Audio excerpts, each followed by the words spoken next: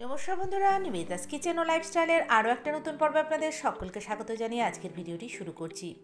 বাজারে পাকা আম এসে গেছে, তাই বাড়িতে থাকা খুব সহজ উপকরণ দিয়ে আজ আমি দুটো পাকা আমের রেসিপি আপনাদের সাথে শেয়ার করছি। তাহলে সাথে থাকুন আর দেখতে থাকুন।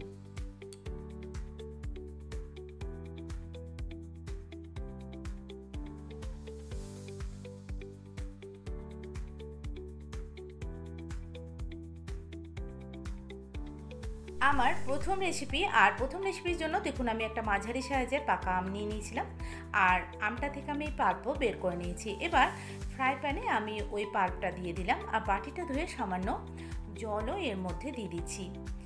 এবার এটাকে মাঝারি আঁচে রেখে আমাকে নেড়ে যেতে হবে। জোরে করবেন না আঁচটা, তাহলে কিন্তু এটা লেগে যেতে পারে। তো দেখুন আমি এখানে একটু নাড়ার পর এখানে 1 কাপ সুজি নিয়েছি। একটা আমে 1 কাপ সুজি যথেষ্ট। আর সুজিটা কিন্তু একেবারে ঢেলে দেবেন না, একটু একটু করে ঢালতে হবে, তাহলে কিন্তু দোলাও পাকবে না, আর আমাদের সুজিটার সাথে আমের যে পাল্পটা সেটা মিশতেও সুবিধা হবে। তো দেখুন আমি ভালো করে নেড়ে চেড়ে মিশিয়ে নিচ্ছি, আর এটাকে একেবারে আমাদেরকে শুকনো করে নিতে হবে। তো সময় বেশি লাগে না, মাত্র 5 মিনিটের মধ্যে কিন্তু শুকনো হয়ে যায়। তো দেখুন বেশ শুকনো হয়ে গেছে, আর ফ্রাই প্যান থেকে এখন কিন্তু ছেড়ে যাচ্ছে। এবার এটাকে আমি একটা প্লেটের মধ্যে নিয়ে নিলাম।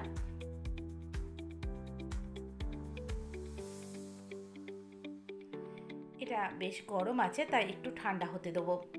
অন্যদিকে আমি একটা কড়ার মধ্যে একটুখানি জল দিয়ে দিলাম। একটুখানি জল দিলে এই যে দুধটা দিচ্ছি তাহলে কিন্তু তলায় লাগবে না। আর এখানে আমি হাফ লিটার দুধ দিয়েছি। আমি একটা বলে 3 টেবিল স্পুন গুঁড়ো দুধ নিয়েছি। যদি বাড়িতে থাকে অবশ্যই দেবেন, তাহলে কিন্তু খেতে খুব ভালো হয়। আর যদি না থাকে সেক্ষেত্রে স্কিপ করতে পারেন। আমি উষ্ণ দুধ দিয়ে খুব ভালো করে এটাকে গুলে নিলাম। গুলে নেওয়ার পর আমি যে দুধটা জাল দিতে বসিয়েছিলাম তার মধ্যে এটা দিয়ে ভালো করে নেড়ে চেড়ে এটাকে আমি একটু গাঢ় করে নেব। দেখুন এই যে আমি পাল্পটা বানিয়েছিলাম এটা কিন্তু এখন বেশ হাত ছোঁয়া গরম আছে, একদম ঠান্ডা করা যাবে না। এর মধ্যে 1 চামচ ঘি দিয়ে খুব ভালো করে এটাকে আমরা যেমন আটা বা ময়দা মাখি সেভাবে আপনাকে ঠেসে ঠেসে মেখে নিতে হবে। তো দেখুন আমি সুন্দরভাবে মেখে নিয়েছি। এবার হাতের মধ্যে সামান্য ঘি লাগিয়ে দিয়ে একটু একটু করে আমি নিয়ে ছোট ছোট বল বানিয়ে নিচ্ছি। ছোট ছোট বল বানিয়ে নেওয়ার পর আমি মধ্যখানে একটা ডিপ করে নিচ্ছি। আমি আমার পছন্দ অনুযায়ী এখানে বানিয়েছি, আপনারা আপনাদের যেমন পছন্দ হয় সেইভাবে আপনারা ডিজাইনগুলো করতে পারেন। আমি এই ডিজাইনটা আমার ভালো লাগে তাই আমি এটা বানিয়েছি। তো সব কটাই দেখুন আমি এভাবে বানিয়ে নিয়েছি। দুধটা দেখুন বেশ গাঢ় হয়ে গেছে, ঠিক এই রকম গাঢ় করবেন, তাহলে কিন্তু খেতে ভীষণ ভালো হয়। আমি চারিদিকটা একটু নেড়ে দিলাম। এবার আমি 4 টেবিল স্পুন এখানে চিনি দিচ্ছি। আপনারা মিষ্টিটা আপনাদের স্বাদ অনুযায়ী দেবেন। ভালো করে নেড়ে নেওয়ার পর আমি এখানে বেশ কিছু ড্রাই ফ্রুটস ব্যবহার করছি। আমি এখানে কাজু, কিশমিশ আর অ্যালমন্ড দিয়েছি, আর একটু সুগন্ধের জন্য 4টে ছোটো এলাচ থেতো করে ওর মধ্যে দিয়ে ভালো করে নেড়ে একটুখানি ফুটিয়ে নিলাম।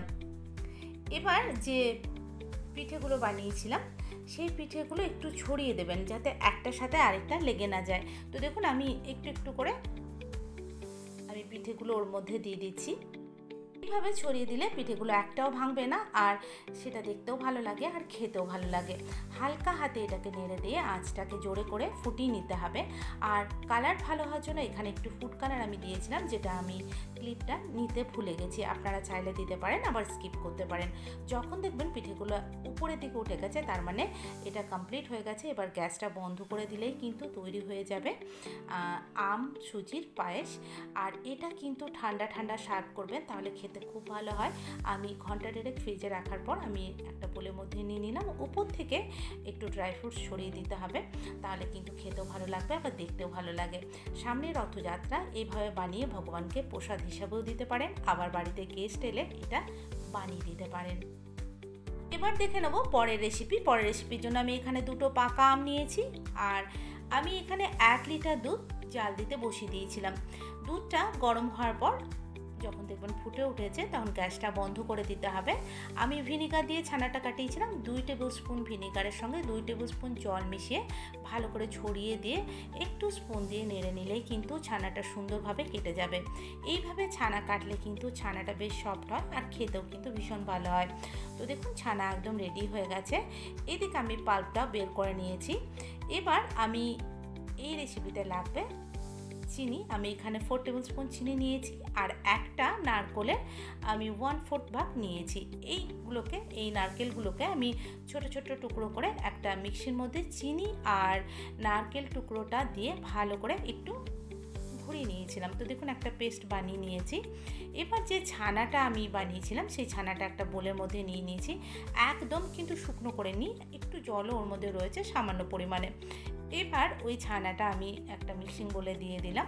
সুগন্ধের জন্য আমি 3টে ছোট এলাচের দানাটা বের করে ওই দানাটা এর মধ্যে দিয়ে আমি মিক্সিটা লাগিয়ে দিয়ে একবার ঘুরিয়ে নিয়েছিলাম। তো দেখুন একটা মিহি পেস্ট রেডি হয়ে গেছে। এবার এই যে ছানার জলটা এটা ফেলবো না, এটা আমি তরকারিতে দিয়ে দেবো বা রাত্রিবেলা যখন আমি রুটি বানাবো সে আটাটা কিন্তু এটা দিয়ে মাখবো।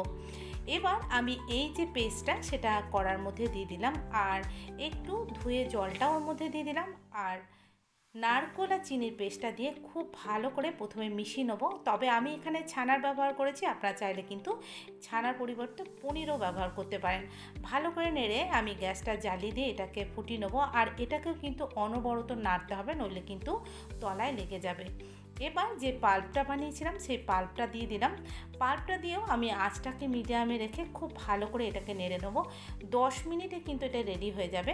যখন দেখবেন নাড়তে নাড়তে একদম শুকনো হয়ে গেছে, আমি আপনাদের দেখিয়ে দিচ্ছি, ঠিক এই রকম যখন শুকনো হয়ে আসছে আরেকটু আমি শুকনো করব, তখন কিন্তু গ্যাসটাকে বন্ধ করে দিতে হবে। একদম রেডি হয়ে গেছে। তো দেখুন একদম শুকনো হয়ে গেছে। এবার একটা প্লেটের মধ্যে একটুখানি ঘি দিয়ে দিচ্ছি আর ভালো করে চারিদিকে স্প্রেড করে দেওয়ার পর আমি মিশ্রণটা ওর মধ্যে দিয়ে দিচ্ছি। ভালো করে দিয়ে আমি একটা স্প্যাচুলার সাহায্যে ভালো করে সেট করে নেব। তো সুন্দরভাবে দেখুন আমি সেট করে নিচ্ছি। আপনারা এটা টিফিন বক্সেও কিন্তু করতে পারেন। আমি দেখানোর সুবিধার জন্য একটা প্লেটের মধ্যে দিয়ে দিচ্ছি। আপনাদের পছন্দ মতো জায়গায় এটাকে সেট করতে পারেন আর শেপটাও কিন্তু আপনারা আপনাদের পছন্দ অনুযায়ী করতে পারেন। তো এটাকে সেট করে দেওয়ার পর আমি ঘন্টাখানেক এটাকে ঠান্ডা করে নেবো। আমি ফ্রিজের মধ্যে রেখে দিয়েছিলাম। বের করার পর আমি ছুরির সাহায্যে দেখুন কেটে নিচ্ছি। আমি স্কোয়ার শেপে কেটেছিলাম, যেমন কালাকাঁদ হয় ঠিক সেই রকম আপনারা আপনাদের পছন্দ অনুযায়ী এখানে শেপ করতে পারেন। ভীষণই খেতে সুন্দর হয়, নরম তুলতুলে, মুখে দিলে একদম মিলিয়ে যাবে। তো দেখুন তৈরি হয়ে গেল আম সন্দেশ বা আমের কালাকাঁদ। এটা বানিয়ে রেখে দিতে পারেন, খুব সহজে বানানো যায় আর খরচ খুবই কম হয়। বাজারে যখন কালাকাঁদ কিনতে যান দেখবেন অনেকটাই খরচা পড়ে, এখানে খরচ কম হয়, অনেক দিন রাখাও যায়। বাড়িতে কোনো গেস্ট এলে আপনারা কিন্তু সাথে সাথে এটা দিতে পারেন বা সামনেই রথযাত্রা আসছে, ভগবানকে ভোগ হিসাবেও এটা নিবেদন করতে পারেন। আশা করি আমার আজকে দুটো রেসিপি আপনাদের ভালো লেগেছে। ভালো লাগলে লাইক, কমেন্ট এবং শেয়ার করবেন। আমার চ্যানেলে নতুন বন্ধু হয়ে থাকলে চ্যানেলটি সাবস্ক্রাইব করে পাশে থাকবেন। আজকের মতো বিদায় নিচ্ছি। ভালো থাকবেন, সুস্থ থাকবেন। জয় জগন্নাথ।